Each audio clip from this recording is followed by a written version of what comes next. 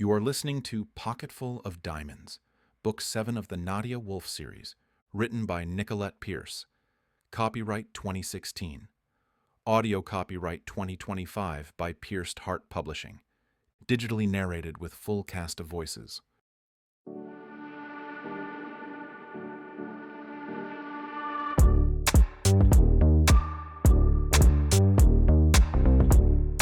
Chapter 26. Another shot was fired, but it wasn't aimed at them. Ian didn't think he could stay kneeling much longer before his legs gave way. The pain that pulsed through them was excruciating. He held silent, but longed to fall over with a groan. More rounds of fire, but none directed at them. What's going on? "Help me up," Ian said.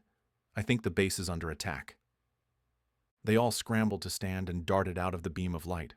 When no one ordered them to stop, Ian motioned for them to follow along the wall until they could get around to the other side. They would have to proceed with caution since he was pretty sure the attackers would have come from that side as well. This base was laid out like a modern-day fortress with defensive obstacles on 3 sides and heavily guarded on the 4th. The firing continued as they slinked around, or maybe in his case hobbled. He'd give just about anything for painkillers. As they neared the front, Ian whispered for them to slow down. "We'll end up running into the attackers." Who do you think they are? Bruce asked. It could be anyone. The military, a bordering country, the Dark Lions. It could even be locals with arms. They'd fight the rebels? Some are desperate. Either way, we don't want to get in the middle. As it was, the rounds of fire were becoming indistinguishable. They were in an all-out war, and it was the perfect time to escape. They edged along until Ian was able to peek out to the front. A fleet of 4-wheel drive vehicles were parked at all different angles, cutting off road access. They'd have to walk through the surrounding forest. If they followed the road, keeping within the confines of the trees, they should reach a place they could hire a car. Unfortunately, none of them had anything of value on them, and they were eyesores with their dingy white robes, his covered in dry blood. If anyone loaned them a car, they were either daft or a saint. "We'll have to hurry through the clearing and over to the other side," Ian said. "Then we can take shelter in the trees."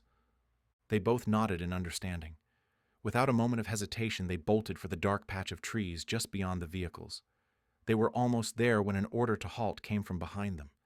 Ian cursed as the sudden stop made him fall to his knees, skyrocketing bursts of pain through his legs. Gwen quickly kneeled beside him, hugging him to her. Are you okay?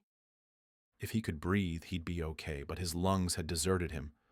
When he didn't answer, she shielded him from the person marching toward them. Ian's vision faded at the edges. Duvine! Gwen snarled, bouncing to her feet and hurling herself at him. You vile scumbag! Neither Ian nor Bruce was fast enough to catch her, and watched helplessly as she flung herself at him, pummeling him to the ground with her fists. Ian couldn't believe what he was seeing. Her dark shadow wailed down upon the man pinned to the ground as he called for help. You asshole! She nailed him one more time before being hauled away by 2 shadowed figures. She kicked out, catching him in the family jewels. I'm not done with you yet. Ian groaned as he staggered to his feet. "Let her go," "We can't let her kill him," the voice said, sounding so familiar Ian was afraid to believe his ears. "but if he ever gets out of jail, he's fair game." "David?" "Who else would come for your sorry ass? What the hell are you wearing? Mom thought you joined a cult here, and now I might have to agree with her. You know how I hate doing that." Relief soared through Ian, and he collapsed back onto the ground. Ian!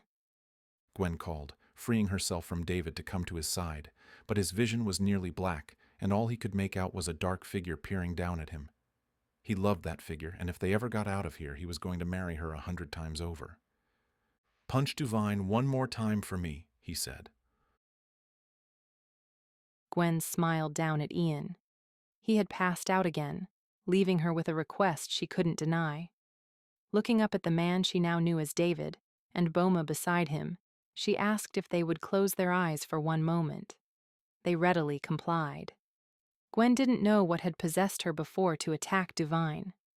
Sure, he deserved the fat lip she gave him, but it was as if her hands were flying of their own accord. She couldn't stop. But now that she had permission to punch him one more time, she wanted to savor it. She never thought herself bloodthirsty, but how many lives had he ruined? Too many. She briefly wondered why he was at the rebels' hideout, but pushed that to the back of her mind. Right now, she owed him one last gift. Walking toward him, she flexed her hands, happy to notice him flinch. But as she drew closer, seeing his face covered in the bruises she'd inflicted, she nearly felt sorry for him. While she wanted to see him pay for his actions, she no longer wanted to inflict pain. The anger she felt was still there, just not as violent. All she wanted to do right now was get Ian to a doctor, and then curl up with him and go to sleep. When Divine saw her slowing to a stop, her hand no longer flexing, he jeered at her. You were always weak, so easy to manipulate. Her hand fisted and flew out into a right hook. She connected with his jaw, his head flinging to the side. Both David and Boma had to brace themselves to support his falling weight. She cursed, shaking her hand. His hard head nearly broke it. Not bad. David said, still bracing. You knocked him out. Anything to make him shut up. She looked between the men. How did you know we were here? You hired the Dark Lions to protect. Boma said. And here we are. But David too? We'll explain everything once we are back at camp. Right now, let's dump Duvine into a truck. He's heavy. Where are the women? Gwen asked, suddenly concerned. They're inside. We'll move them as well. Take care of them. They're victims. I know Duvine had them locked up as well, but we'll make sure everyone is out. David smiled gently, and then hauled Duvine away. While David and the Dark Lions had everything handled here, Gwen turned to her dad. Well, do you want to help me move Ian to one of the cars? He nodded. Then we can help with the girls. I'm sure they're disoriented. Gwen was beginning to feel disoriented herself. It seemed as though everything she had known for the past decade was coming to an end, and a whole new world was opening. Maybe. She'd have to find out what they were planning on doing with Duvine. If he went to jail, he'd still take her down with him. She'd think on that later.